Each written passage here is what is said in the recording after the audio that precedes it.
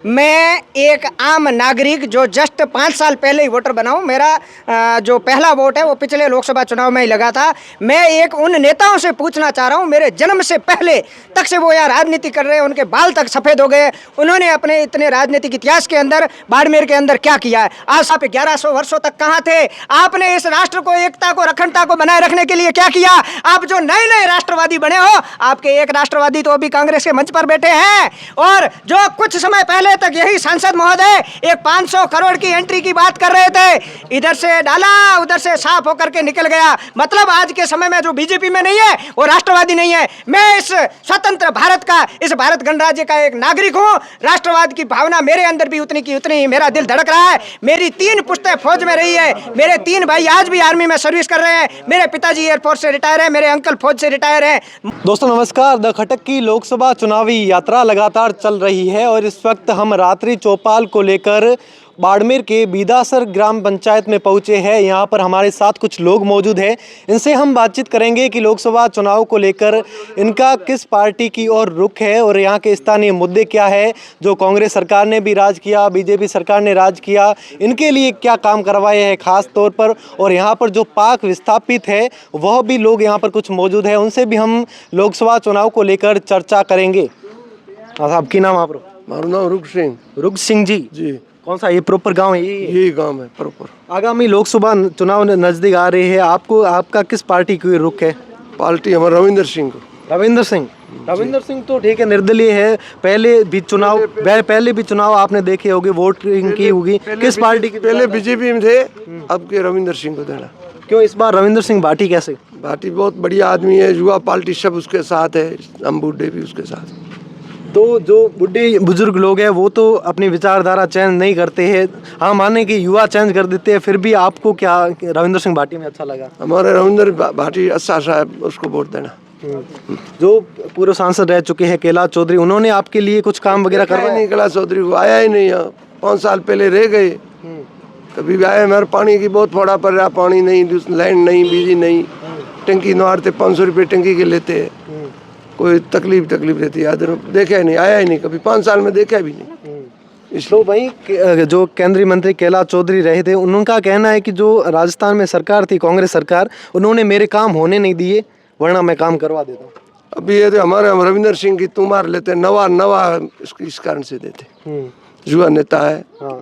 कहीं न कहीं इस बार आपको नहीं लगता कि बाड़मेर जैसलमेर जो लोकसभा चुनाव है इस बार जातिवाद हो चुका है? नहीं, पूरा भी रविंदर सिंह के साथ है, पूरी जनता, छत्तीस को पूरी जनता रविंदर सिंह के साथ। आपको लगता है कि रविंदर सिंह भाटी आपके लिए संसद में मुद्दे उठा पाएंगे? हाँ, जीत जाएंगे पक्का। मुद्दा उठा पाएंगे? मुद्दा उठाएंगे, काम करेंगे तो 5 साल देखेंगे, नहीं तो आगे और भी आगे होगा। 5 साल यहाँ के आपके स्थानीय मुद्दे क्या है जिन पर सबसे पहले काम होना चाहिए? हमारे पानी नहीं है पहले से, ये दूसरा सब भी काम कर सकते, पानी नहीं है, बिल्कुल पानी नहीं है। हाँ, पानी नहीं। क्या नाम है आपका सर? शिव सिंह जी। आप गाँव?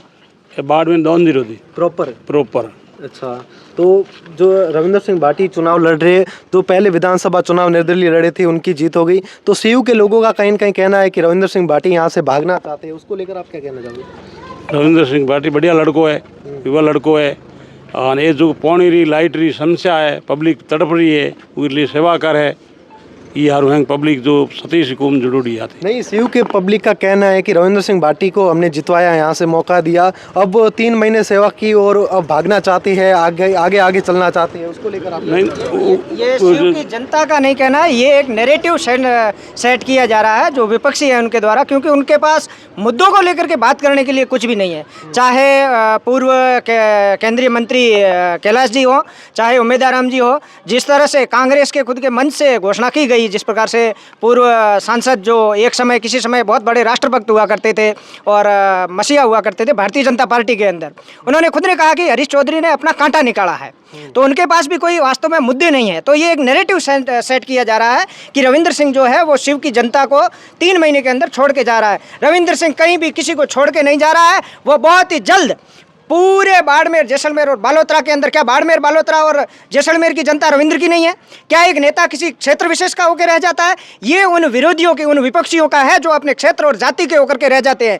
रविंद्र सिंह छत्तीसी कौम को लेकर के साथ में बढ़ने वाला एक युवा, एक नई जोश, क्योंकि परिवर्तन जो है वो प्रकृति का नियम रहा है और इस बार जनता ने ठान लिया है पूरी तरह से एक मत होकर 36 ही कौम 26 तारीख को रविंद्र सिंह को भारी बहुमत से दिल्ली भेजने का प्लान बना कहीं कहीं बड़े नेताओं के जो इल्जाम लगाए जा रहे हैं, कह रहे हैं कि रविंद्र सिंह भाटी के पास कोई मुद्दे नहीं, उनका कहना है कि लौंठे रहने से कुछ नहीं होता है, क्या 2 हैंडपंप हिला पाएंगे? मैं एक आम नागरिक जो जस्ट 5 साल पहले ही वोटर बना हूं, मेरा जो पहला वोट है वो पिछले लोकसभा चुनाव में ही लगा था।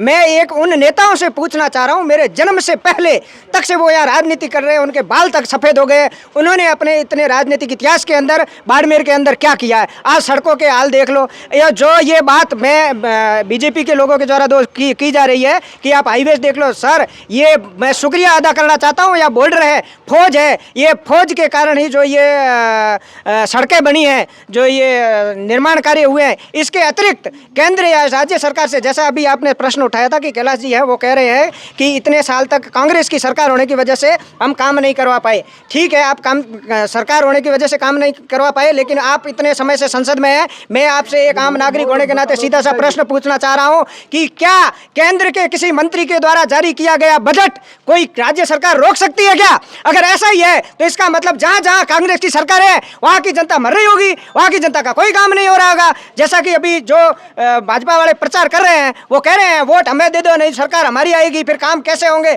भाई साहब, जो भी बजट बनता है वो जनता आजकल की जागरूक है, एज पॉपुलेशन बनता है और 36 कौम को एक साथ लेकर के आगे बढ़ने का काम भाई रविंद्र सिंह भाटी कर रहा है और हम तन मन धन से उनके साथ में और 26 तारीख को भारी बहुमत के साथ जरूर दिल्ली भेजेंगे। रविंद्र सिंह भाटी के विचारधारा की बात करें, रविंद्र सिंह भाटी का कहना है कि, और वहीं हरी चौधरी का भी कहना है कि जो रविंद्र सिंह भाटी है वो भाजपा की भी टीम है, उसको लेकर आप क्या कहना चाहते हैं? बाड़मेर, जैसलमेर और बालोतरा का एक आम मतदाता होने के नाते मैं एक छोटा सा प्रश्न आपसे पूछना चाहता हूँ। एक्चुअली में ये आपका काम है, लेकिन मैं पूछ रहा हूँ। आज पिछले 10 साल के चुनावों को उठा करके देखो, आप उन नेताओं की विचारधाराएं कहाँ है जो कभी कांग्रेस से उठ करके बीजेपी से चुनाव लड़ते हैं, आरएलपी से उठ के कांग्रेस में चुनाव लड़ते हैं, कांग्रेस से निकल के भाजपा में चुनाव लड़ते हैं। रविंद्र सिंह इंडिपेंडेंट है, इंडिपेंडेंट था, इंडिपेंडेंट रहेगा। वो जनता का है, जनता के लिए, जनता के द्वारा, जनता के लिए काम कर रहा है। उसकी विचारधारा जनता की सेवा की विचारधारा है और जनता की सेवा की विचारधारा को 36 कौम आगे उठा के आगे बढ़ाना चाहेगी और निश्चित रूप से 26 तारीख को दिल्ली भेजेंगे और बहुत ही बड़े बहुमत के साथ भेजेंगे।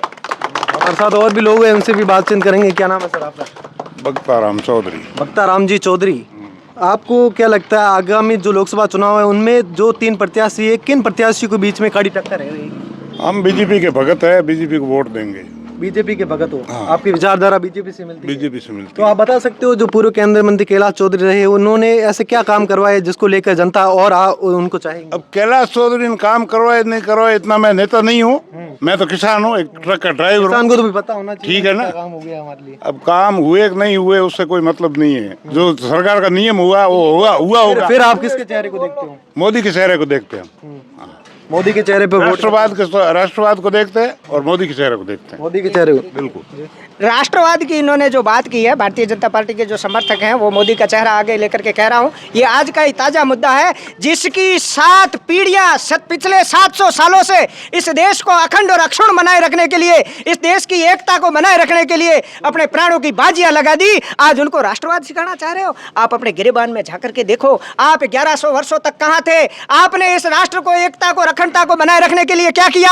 आप जो नए नए राष्ट्रवादी बने हो, आपके एक राष्ट्रवादी तो अभी कांग्रेस के मंच पर बैठे हैं और जो कुछ समय पहले तक यही सांसद महोदय एक 500 करोड़ की एंट्री की बात कर रहे थे, इधर से डाला उधर से साफ होकर के निकल गया। मतलब आज के समय में जो बीजेपी में नहीं है वो राष्ट्रवादी नहीं है। मैं इस स्वतंत्र भारत का, इस भारत गणराज्य का एक नागरिक हूं। राष्ट्रवाद की भावना मेरे अंदर भी उतनी की उतनी, मेरा दिल धड़क रहा है। मेरी 3 पुश्तें फौज में रही है, मेरे 3 भाई आज भी आर्मी में सर्विस कर रहे हैं, मेरे पिताजी एयरफोर्स से रिटायर है, मेरे अंकल फौज से रिटायर है। मुझे राष्ट्रवाद सिखाने की आवश्यकता नहीं है, मुझे राष्ट्रवाद सीखने के लिए कहीं और जाने की जरूरत नहीं है। मैं अपने घर में अपने पुश्तों को जब झांक करके देखता हूं, मेरा राष्ट्रवाद का रोम रोम स्वतः ही खड़ा हो जाता है।